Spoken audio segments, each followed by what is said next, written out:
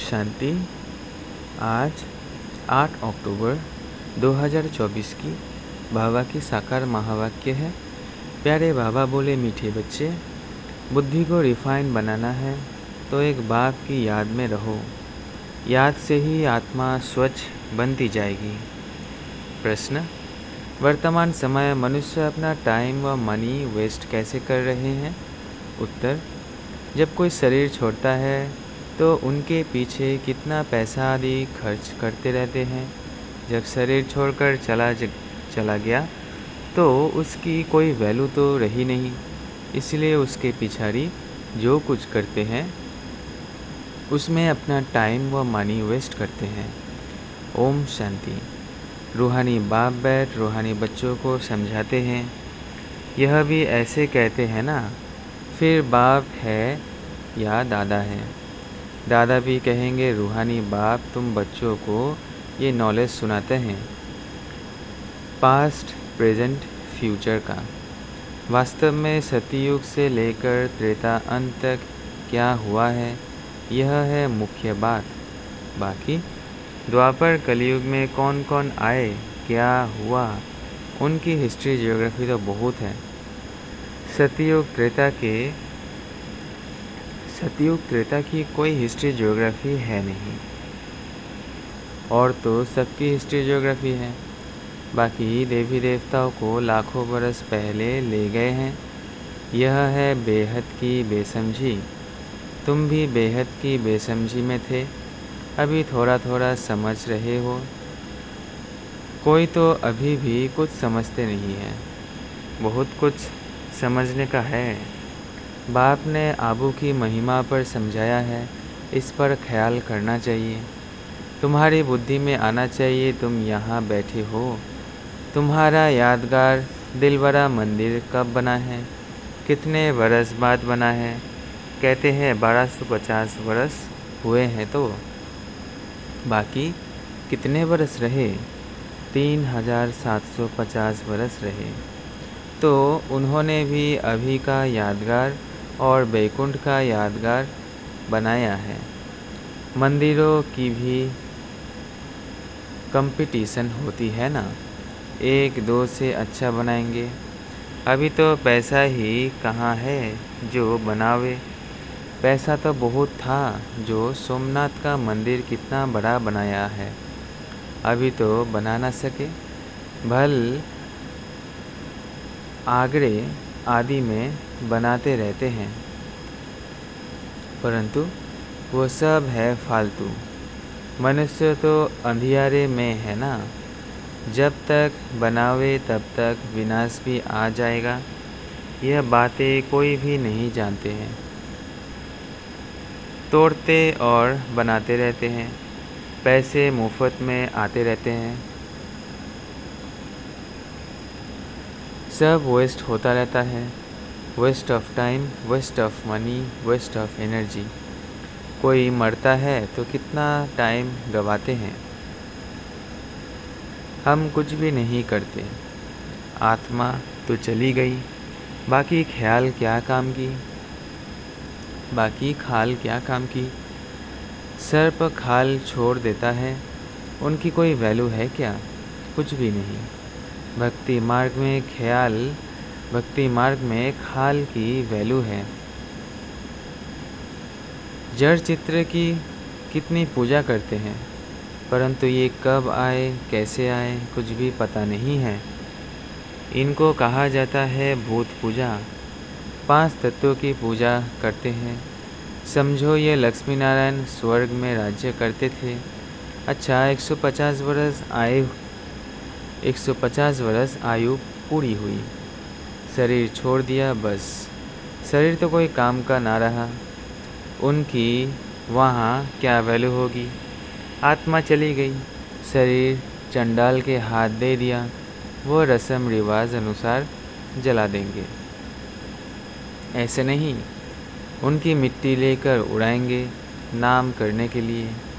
कुछ भी नहीं। यहाँ तो कितना करते हैं, ब्राह्मण लिखाते हैं, यह करते हैं, यहाँ तो कितना करते हैं।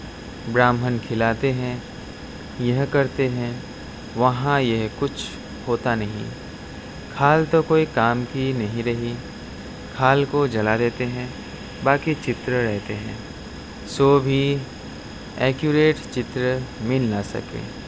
ये आदि देव की पत्थर की मूर्ति एक्यूरेट थोड़ी है। पूजा जब शुरू की है तब के पत्थर की है। असूल जो था वो तो जलकर ख़त्म हो गया ना, फिर भक्ति मार्ग में यह निकला है। इन बातों पर भी सोच तो चलता है ना। आबू की महिमा को अच्छी रीति सिद्ध करना है। तुम भी यहाँ बैठे हो, यहाँ ही बाप सारे विश्व को नरक से स्वर्ग बना रहे हैं, तो यही सबसे ऊंचते ऊंच तीर्थ यात्रा ठहरा। अभी इतनी भावना नहीं है, सिर्फ एक शिव में भावना है। कहाँ भी जाओ शिव का मंदिर जरूर होगा। अमरनाथ में भी शिव का ही है। कहते हैं शंकर ने पार्वती को कथा सुनाई, वहाँ तो कथा की बात ही नहीं। मनुष्य को कुछ भी समझ नहीं है। अभी तुमको समझ आई है, आगे पता था क्या? अभी बाबा आबू की कितनी महिमा करते हैं। सर्व तीर्थों में यह महान तीर्थ है। बाबा समझाते तो बहुत है, परंतु जबकि अनन्य बच्चों की बुद्धि में बैठे, अभी तो देह अभिमान बहुत है, ज्ञान तो बहुत ढेर चाहिए।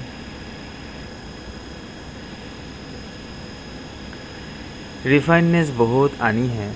अभी तो योग बड़ा मुश्किल कोई का लगता है। योग के साथ फिर नॉलेज भी चाहिए। ऐसे नहीं सिर्फ योग में रहना है, योग में नॉलेज ज़रूर चाहिए। दिल्ली में ज्ञान विज्ञान भवन नाम रखा है, परंतु इनका अर्थ क्या है यह समझते थोड़ी है। ज्ञान विज्ञान तो सेकंड का है, शांति धाम सुख धाम, परंतु मनुष्य में ज़रा भी बुद्धि नहीं है, अर्थ थोड़ी समझते हैं।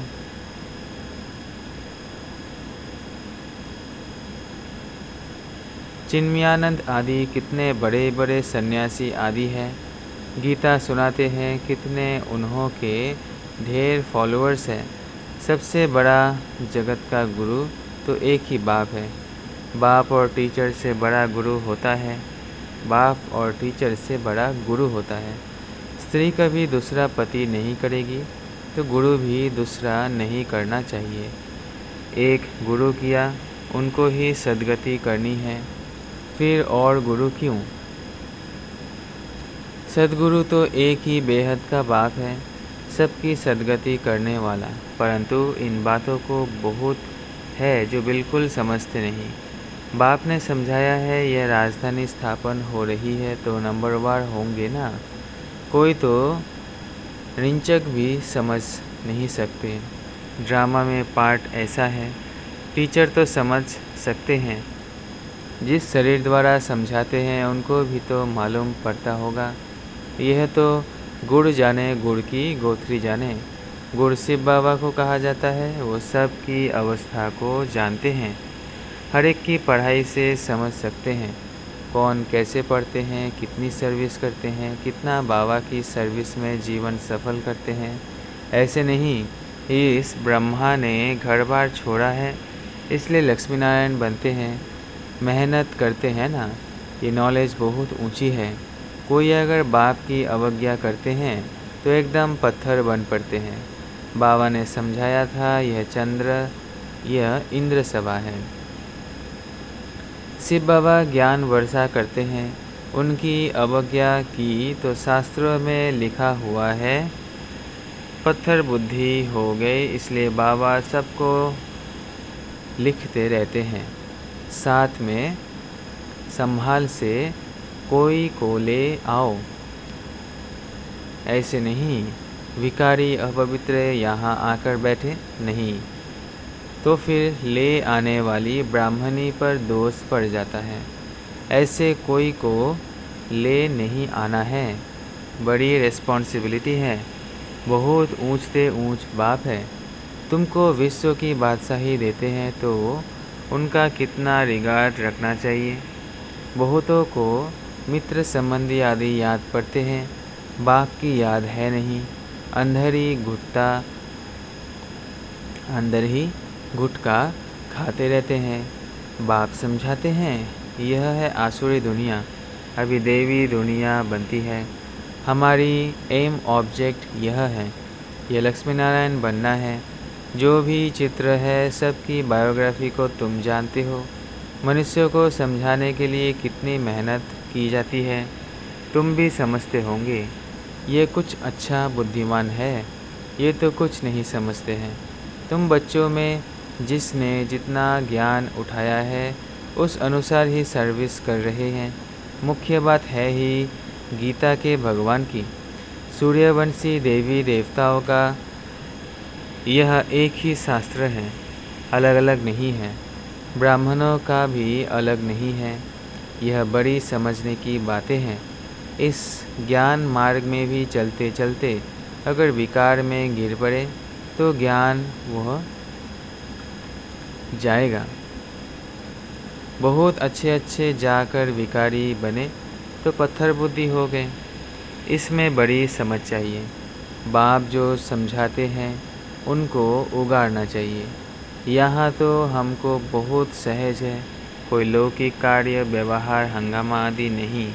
बाहर में रहने से धंधे आदि की कितनी चिंता रहती है। माया खूब तूफान में लाती है। यहाँ तो एकांत लगी पड़ी है। बाप तो फिर भी बच्चों को पुरुषार्थ कराते रहते हैं। ये बाबा भी पुरुषार्थी है। पुरुषार्थ कराने वाला तो बाप है। इसमें विचार सागर मंथन करना पड़ता है। यहाँ तो बाप बच्चों के साथ बैठे हैं। जो पूरी अंगुली देते हैं उनको ही सर्विसेबल कहेंगे। बाकी गुटखा खाने वाले तो नुकसान करते हैं और ही डिससर्विस करते हैं, विघ्न डालते हैं। यह तो जानते हो। महाराजा महारानी बनेंगे तो उन्हों के दास दासियाँ भी चाहिए। वह भी यहाँ के ही आएंगे। सारा मदार पढ़ाई पर है। इस शरीर को भी खुशी से छोड़ना है, दुख की बात नहीं। पुरुषार्थ के लिए टाइम तो मिला हुआ है। ज्ञान सेकंड का है। बुद्धि में है शिव बाबा से वर्षा मिलता है। थोड़ा भी ज्ञान सुना, शिव बाबा को याद किया तो भी आ सकते हैं। प्रजा तो बहुत बनने की है। हमारी राजधानी सूर्यवंशी चंद्रवंशी यहाँ स्थापन हो रही है। बाप का बनकर अगर ग्लानि करते हैं तो बहुत बोझा चढ़ता है। एकदम जैसे रसातल में चले जाते हैं। बाबा ने समझाया है, जो अपनी पूजा बैठ कराते हैं वह पूज्य कैसे कहला सकते हैं। सर्व का सद्गति दाता, कल्याण करने वाला तो एक ही बाप है। मनुष्य तो शांति का भी अर्थ नहीं समझते हैं। हठयोग से प्राणायाम आदि चराना, उसको ही शांति समझते हैं। उसमें भी बहुत मेहनत लगती है। कोई की ब्रेन खराब हो जाती है, प्राप्ति कुछ भी नहीं। वह है अल्पकाल की शांति। जैसे सुख को अल्पकाल काकविष्टा समान कहते हैं, वैसे वह शांति भी काकविष्टा के समान है। वह है ही अल्पकाल के लिए। बाप तो 21 जन्मों के लिए तुमको सुख शांति दोनों देते हैं। कोई तो शांति धाम में पिछाड़ी तक रहते होंगे। जिनका पार्ट है वो इतना सुख थोड़ी देख सकेंगे। वहाँ भी नंबरवार मर्तबे तो होंगे ना। भल दास दासियाँ होंगे परंतु अंदर थोड़ी घुस सकेंगे। श्री कृष्ण को भी देख ना सके। सबके अलग अलग महल होंगे ना। कोई टाइम होगा देखने का। जैसे देखो पोप आता है तो उनका दर्शन करने के लिए कितने लोग आते हैं। ऐसे बहुत निकलेंगे जिनका बहुत प्रभाव होगा। लाखों मनुष्य जाएंगे दर्शन करने के लिए। यहाँ शिव बाबा का दर्शन कैसे होगा, यह तो समझने की बात है। अब दुनिया को कैसे पता पड़े कि यह सबसे ऊंच तीर्थ है। दिलवरा जैसा मंदिर शायद आसपास और भी हो, वह भी जाकर देखना चाहिए कैसे बना हुआ है। उनको ज्ञान देने की भी दरकार नहीं, वह फिर तुमको ज्ञान देने लग जाएंगे। राय देते हैं ना, ये करना चाहिए, यह करना चाहिए। यह तो जानते नहीं हैं कि इनको पढ़ाने वाला कौन है। एक एक को समझाने में मेहनत लगती है। उन पर कहानियाँ भी है। कहते थे शेर आया। तुम भी कहते हो मौत आया कि आया, तो वह विश्वास नहीं करते। समझते हैं अभी तो 40,000 वर्ष पड़े हैं। मौत कहाँ से आएगा, परंतु मौत आना तो ज़रूर है। सबको ले जाएंगे। वहाँ कोई भी किचरा होता नहीं। यहाँ की गौ और वहाँ की गौ में भी कितना फ़र्क है। श्री कृष्णा थोड़ी गौएं चराता था। उन्होंने पास तो दूध हेलीकॉप्टर में आता होगा। यह कीचड़ पट्टी दूर रहती होगी। सामने घर में थोड़ी किचरा रहेगा। वहाँ तो अपरम अपार सुख है, जिसके लिए पूरा पुरुषार्थ करना है। कितने अच्छे अच्छे बच्चे सेंटर्स में आते हैं। बाबा देखकर कितना खुश होते हैं। नंबरवार पुरुषार्थ अनुसार फूल निकलते हैं। फूल जो है वह अपने को भी फूल समझते हैं। दिल्ली में भी बच्चे कितनी सर्विस करते हैं रात दिन। ज्ञान भी कितना ऊंच है। आगे तो कुछ नहीं जानते थे, अब कितनी मेहनत करनी पड़ती है। बाबा के पास तो सब समाचार आते हैं। कोई का सुनाते हैं, कोई का नहीं सुनाते हैं, क्योंकि ट्रेटर भी बहुत होते हैं। बहुत फर्स्ट क्लास भी ट्रेटर बन पड़ते हैं, थर्ड क्लास भी ट्रेटर है। थोड़ा ज्ञान मिला तो समझते हैं हम शिव बाबा के भी बाबा बन गए। पहचान तो है नहीं कि कौन नॉलेज देते हैं। अच्छा, मीठे मीठे सिकिलधे बच्चों प्रति माता पिता बाप दादा का याद प्यार और गुड मॉर्निंग। रूहानी बाप की रूहानी बच्चों को नमस्ते। हम रूहानी बच्चों की रूहानी माता पिता बाप दादा को याद प्यार गुड मॉर्निंग और नमस्ते नमस्ते नमस्ते। शुक्रिया बाबा, शुक्रिया। धारणा है पहला, विश्व की बादशाही देने वाले बाप का बहुत बहुत रिगार्ड रखना है। बाप की सर्विस में अपनी जीवन सफल करनी है। पढ़ाई पर पूरा ध्यान देना है। दूसरा, बाप से जो ज्ञान मिलता है उस पर विचार सागर मंथन करना है। कभी भी विघ्न रूप नहीं बनना है। डिससर्विस नहीं करनी है। अहंकार में नहीं आना है। वरदान, चारों ही सब्जेक्ट में बाप के दिल पसंद मार्क्स लेने वाले दिल तक नसीन भव। चारों ही सब्जेक्ट में बाप के दिल पसंद मार्क्स लेने वाले दिल तक नसीन भव। जो बच्चे चारों ही सब्जेक्ट्स में अच्छे मार्क्स लेते हैं, आदि से अंत तक अच्छे नंबर से पास होते हैं, उन्हें ही पास विद ऑनर कहा जाता है। बीच बीच में मार्क्स कम हुई फिर मेकअप किया, ऐसे नहीं, लेकिन सभी सब्जेक्ट्स में बाप के दिल पसंद ही दिल तक नसीन बनते हैं। साथ साथ ब्राह्मण संसार में सर्व के प्यारे, सर्व के सहयोगी, सर्व का सम्मान प्राप्त करने वाले दिल तक नसीन सो राज्य तक नसीन बनते हैं। स्लोगन है, दिलरुबा वह है जिसके दिल में सदा यही अनहद गीत बजता रहे कि मैं बाप की, बाप मेरा। दिलरुबा वह है जिसके दिल में सदा यही अनहद गीत बजता रहे कि मैं बाप की, बाप मेरा। अच्छा, अव्यक्ति सारे पुराने संस्कार परिवर्तन कर संस्कार मिलन की रास करो। आज 8 नंबर पॉइंट है, देह की आकर्षण के संस्कार जो ना चाहते हुए भी खींच लेते हैं। इस संस्कार को परिवर्तन करने के लिए मुख्य 2 बातों का ध्यान रखो। पहला, हर एक के चरित्र को देखना है, और दूसरा, चैतन्य विचित्र आत्मा को देखना है। वर्तमान समय मुख्य यही पुरुषार्थ चाहिए। इसी पुरुषार्थ से संस्कार पवित्र बनते जाएंगे। दैहिक दृष्टि समाप्त हो जाएगी। अच्छा, ओम शांति, ओम शांति, ओम शांति। शुक्रिया बाबा, शुक्रिया।